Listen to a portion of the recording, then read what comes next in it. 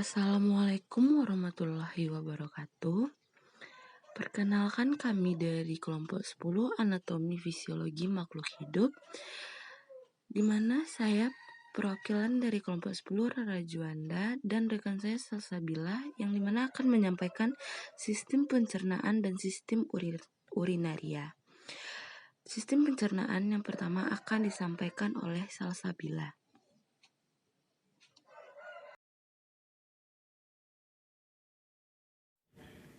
Baiklah, materi pertama yaitu sistem pencernaan. Nah, di sini ada pengertian sistem pencernaan, di mana sistem pencernaan ini adalah sebuah sistem yang berfungsi untuk mengubah makanan yang masuk ke dalam tubuh manusia menjadi sumber energi dan kebutuhan lainnya. Selanjutnya yaitu sistem pencernaan pada manusia. Nah, sistem pencernaan pada manusia ini terbagi pula menjadi dua. Yang pertama yaitu saluran pencernaan bagian atas yang terdiri dari rongga mulut, esofagus, dan lambung. Sebagai alat tambahannya yaitu gigi, lidah, dan kelenjar.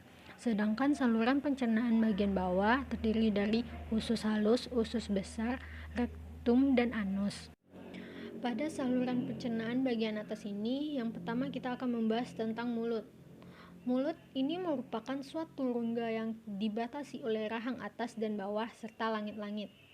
Dinding di dalamnya dilapisi oleh sel-sel epitel pipi berlapis-lapis yang memproduksi lendir untuk melindunginya. Yang kedua yaitu gigi, di mana kita telah mengetahui bahwa gigi itu berada di dalam mulut. Jadi gigi ini berfungsi yaitu untuk melakukan pencernaan mekanik, yaitu merobek, memotong, dan menggiling makanan sehingga berubah bentuknya dari besar menjadi kecil, dari panjang menjadi pendek, dan dari kasar menjadi halus. Yang ketiga yaitu lidah, di mana lidah ini tersusun atas otot-otot lurik yang mengandung lekukan-lekukan yang disebut dengan papil. Dalam papil ini terdapat sel-sel pengecap yang berfungsi sebagai sensoris, yaitu untuk merasakan makanan, sehingga lidah berfungsi sebagai suatu indera pengecap atau merasakan cita rasa makanan. Sedangkan fungsi lidah dalam sistem pencernaan makanan adalah membolak-balikkan makanan dan membentuknya menjadi gumpalan yang disebut dengan bolus. Dengan peristaltik, yaitu bagian pangkalnya terangkat ke atas dan bagian ujungnya menekan, maka bolus akan terdorong ke belakang. Yang keempat yaitu esofagus atau kerongkongan. Esofagus atau kerongkongan ini merupakan gelang-gelang tulang rawan yang digerakkan oleh otot-otot lurik dan otot polos yang bekerja secara bergantian untuk meremas dan mendorong yang disebut dengan gerakan peristaltik sehingga bolus makanan tersebut masuk ke dalam lambung. Selanjutnya yang kelima yaitu lambung. Lambung ini terletak di dalam rongga perut atau abdomen yang tepat di bawah diafragma di sisi kiri. Lambung ini terbagi menjadi tiga yaitu kardia, fundus, dan pylorus. Yang pertama kardia. Kardia ini bagian lambung dekat dengan kerongkongan. Yang kedua yaitu fundus, bagian lambung tengah yang dindingnya tersusun atas otot-otot polos yang tersusun melingkar membentuk lekukan-lekukan. Yang ketiga yaitu pylorus, yaitu bagian lambung yang dekat dengan usus halus dan terdapat klep yang disebut klep pylori yang berfungsi menjaga makanan dari usus agar tidak kembali ke lambung. Yang keenam usus halus. Usus halus ini terbagi menjadi tiga bagian, yaitu yang pertama duodenum, yang kedua jejunum, yang ketiga ileum. Nah, bagian dari usus halus ini yang pertama kita membahas tentang duodenum. Duodenum atau yang disebut dengan usus 12 jari ini adalah usus yang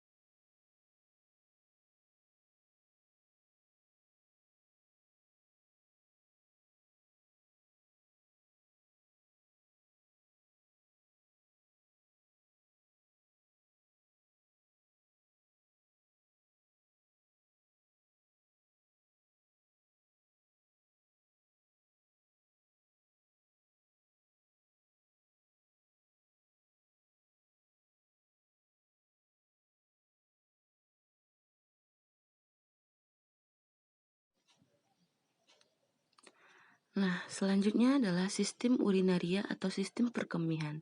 Adalah suatu sistem di mana terjadinya proses penyaringan darah sehingga darah bebas dari zat-zat yang tidak dipergunakan oleh tubuh dan menyerap zat-zat yang masih dipergunakan oleh tubuh. Zat-zat yang tidak dipergunakan oleh tubuh larut dalam air dan dikeluarkan berupa urin atau air kemih. Ginjal dan sistem urin ini adalah contoh gambarnya. Pembuluh darah utama ginjal,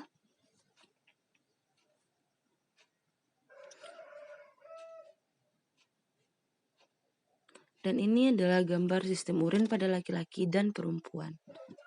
Tentu saja mempunyai ukuran sangat berbeda. Dan ini adalah mekanisme dasar pembentukan urin. Pertama kita masuk pada organ ginjal, yang dimana terletak pada dinding posterior abdomen, terutama di daerah lumbal, di sebelah kanan dan kiri tulang belakang, dibungkus lapisan lemak yang tebal di belakang peritoneum.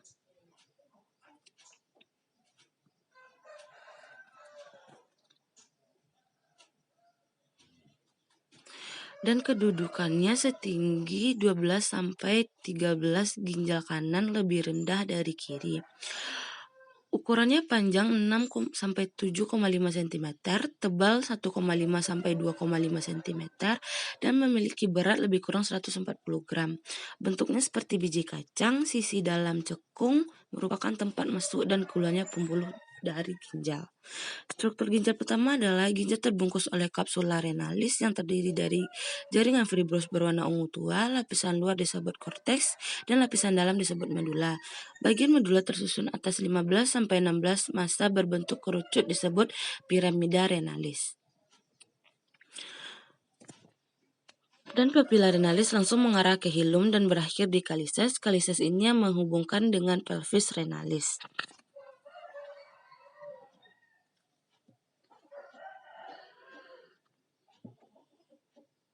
Lalu struktur terkecil dari ginjal disebut nefron yang terdiri dari glomerulus atau badan Malpighi, kapsula Bowman, tubulus proximal, lengkung Henle, tubulus distal, dan tubulus collectivus atau penampung. Selanjutnya selain nefron, struktur ginjal juga berisi pembuluh-pembuluh darah yang disebut arteri renalis yang merupakan cabang dari aorta abdominalis mengalirkan darah masuk ke ginjal. Arteri tersebut bercabang-cabang menjadi arteriole aferen dan membentuk simpul. Ini yang disebut glomerulus. Sebuah pembuluh eferen meninggalkan glomerulus dan bercabang-cabang membentuk jaringan kapiler di sekeliling tubulus ginjal. Kapiler-kapiler ini kemudian bergabung lagi membentuk vena renalis yang membawa darah dari ginjal ke vena cava inferior. Ini adalah contoh dari gambarnya. Selanjutnya kita masuk pada ekskresi metabolisme. Pertama, ekskresi produk sisa metabolisme itu berupa urea, kreatin, bilirubin, hidrogen. Ekskresi bahan kimia asing, obat, toksin, pestisida, dan zat tambahan pada makanan lainnya. Sekresi, metabolisme, dan ekskresi hormon, faktor eritropoietik ginjal, 1,25 dihidroksikasilferol atau vitamin D, lalu renin. Pengaturan keseimbangan asam basa, sintesa glukosa dari asam amino, lalu pengendalian tekanan arteri, dan pengaturan ekskresi air dan elektrolit. Ekskresi produk limbah metabolisme merupakan produk yang pertama adalah urea, asam urat, kreatinin, dan bilirubin.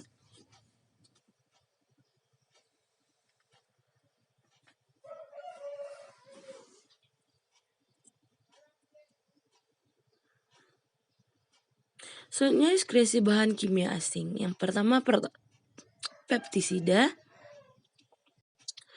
lalu sekresi metabolisme dan ekskresi hormon. Hormon diproduksi di ginjal, faktor eritropoietik ginjal, vitamin D, renin, hormon di metabolisme dan diekskresikan oleh ginjal, sebagian besar hormon peptida.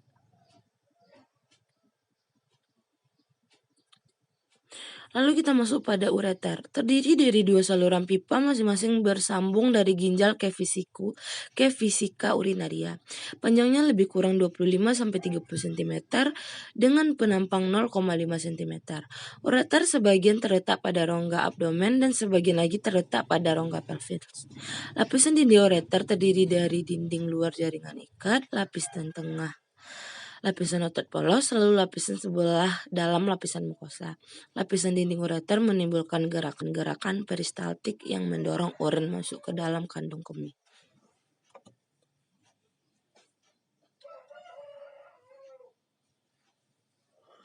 Ureter merupakan saluran fibromuskular yang mengalirkan urin dari ginjal ke kandung kemih, sebagian terletak dalam rongga abdomen dan sebagian terletak dalam rongga pelvis. Terdiri dari dua saluran pipa, masing-masing bersambung dari ginjal ke kandung kemih yang disebut fisika urinaria. Tebal lebih kurang setebal tangkai bulu angsa, panjang 35-40 cm.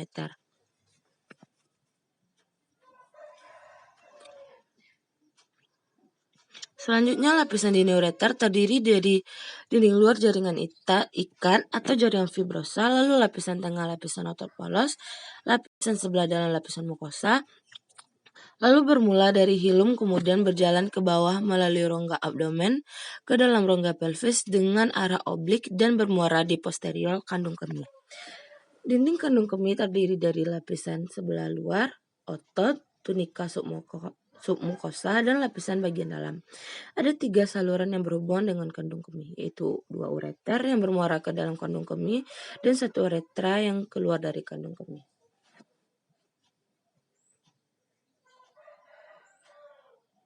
Fisika urinaria atau kandung kemih tersebut bekerja sebagai penampung urin. Organ ini berbentuk seperti buah pir atau kendi, letaknya di belakang simfisis pubis di dalam rongga panggul.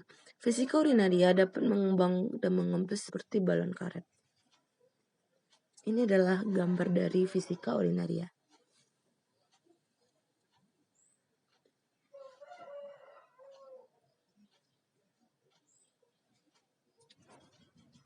Kandung kemih terletak di belakang simfisis pubis di dalam rongga panggul, bentuknya seperti buah pir atau kendi.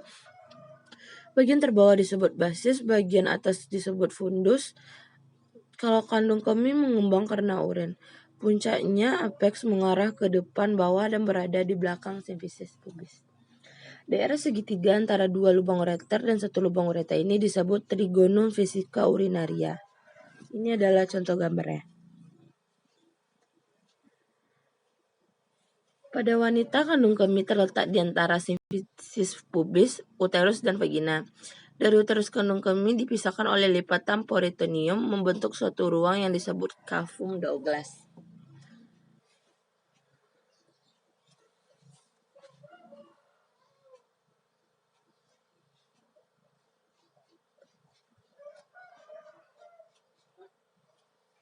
Uretra merupakan saluran membranosa sempit yang berpangkal pada kandung kencing yang berfungsi menyalurkan urin keluar tubuh. Lalu lubang tempat keluar urin disebut meatus uretra, terdiri atas serabut otot yang melingkar berbentuk sphincter uretra. Selanjutnya, ukuran pada laki-laki mencapai panjangnya kira-kira 13,7 sampai 16,2 cm, terdiri dari uretra pars proktestica, uretra pars membranosa, dan uretra pars spoggiosa. Lalu uretra pada wanita panjangnya kira-kira 3,7 sampai 6,2 cm dan 3, sampai 5 cm yang disebut lewis.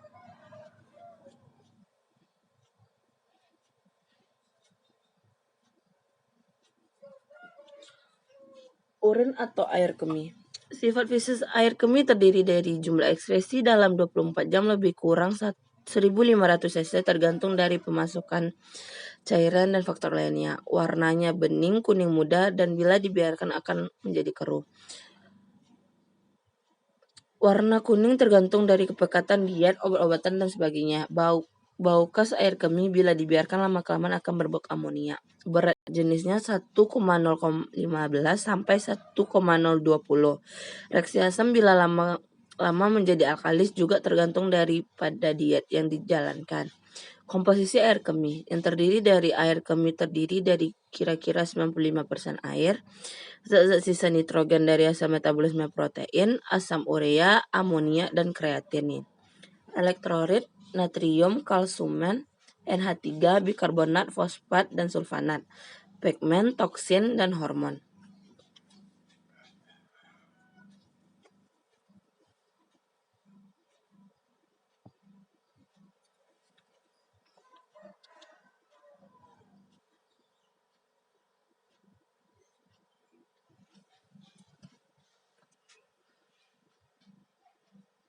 Ciri-ciri urin normal. Pertama, rata-rata dalam satu hari 1-2 liter, tapi berbeda sesuai dengan jumlah cairan yang masuk. Warnanya bening oranye tanpa ada endapan, lalu baunya tajam, dan reaksinya sedikit asam terhadap lakmus dengan pH rata-rata 6.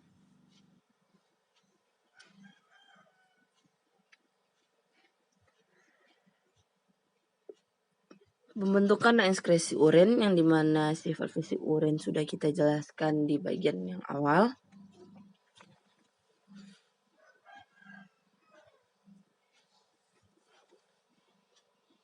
Dan komposisi urin, yang dimana air kira-kira 95-96%. Tahap pembentukan urin. Yang pertama adalah proses filtrasi. Terjadi di glomerulus, permukaan eferen lebih besar dari permukaan eferen penyerapan darah. Proses reabsorpsi terjadi secara pasif atau obligator reabsorpsi pada tubulus atas. Penyerapan kembali sebagian besar glukosa, sodium, klorida, fosfat, dan beberapa ion bikarbonat. Terjadi secara aktif pada tubulus bawah, penyerapan kembali sodium dan ion bikarbonat. Sisanya dialirkan pada papilla renalis. Lalu selanjutnya proses sekresi. Sisa penyerapan pada tubulus, pelvis ginjal, lalu keluar.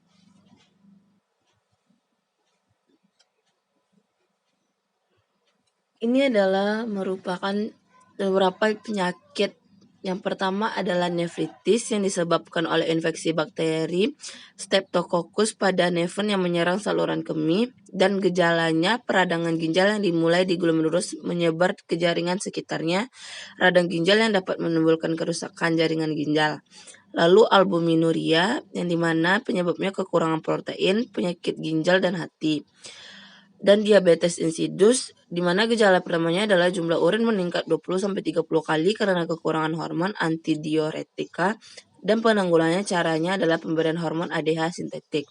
Lalu diabetes mellitus, gangguan metabolisme karbohidrat dan lemak, lalu protein. Gejala pertamanya adalah kadar kandungan glukosa pada urin melebihi normal, kekurangan hormon insulin. Penanggulangannya itu penyuntikan insulin secara rutin pada orang dewasa, diet atau olahraga, dan pemberian obat penurunan kadar glukosa pada darah.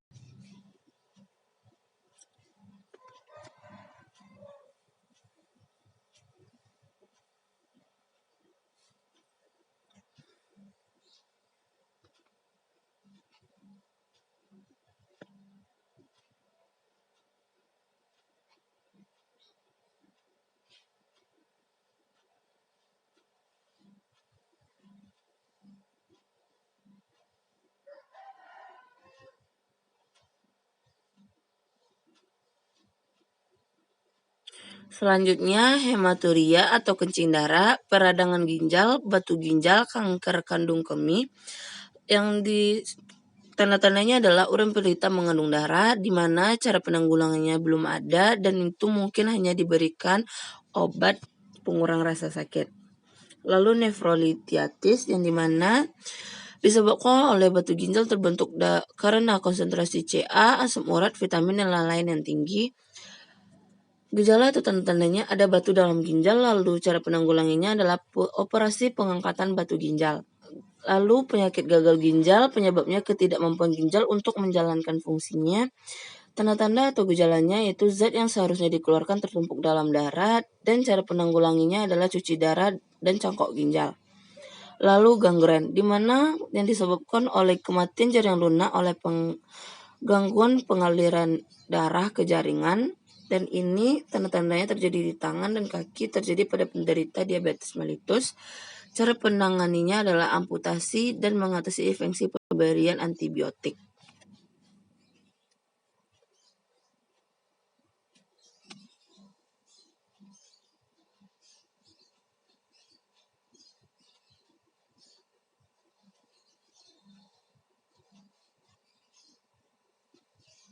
Baik, cukup sekian dari kelompok kami. Jika ada kata dan salah, mohon dimaafkan. Akhir kata, Assalamualaikum warahmatullahi wabarakatuh.